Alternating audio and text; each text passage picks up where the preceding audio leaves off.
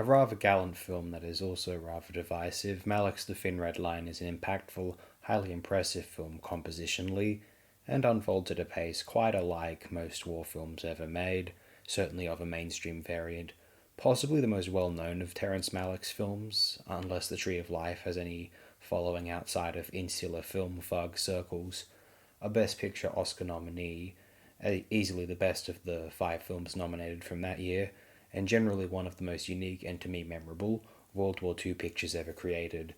I tend to place it third when I am ranking Malick's features. I'm only really in admiration of the first four films he directed, didn't care a huge amount for the two after, The Tree of Life and To the Wonder, and have been insisted away from checking out his works beyond those.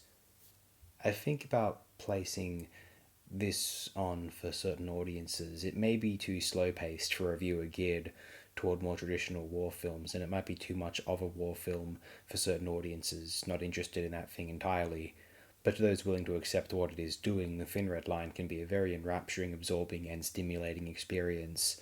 I can admire the sheer effort and ambition of it, for I do thoroughly appreciate the end result.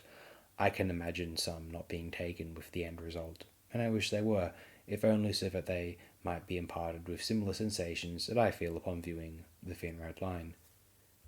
The other greatest films of 1998, in my opinion, are Frankenheimer's Ronin, a worthy swan song and career highlight, the man adapting expertly and fluidly into an entirely new era of Hollywood thrillers techno aesthetically.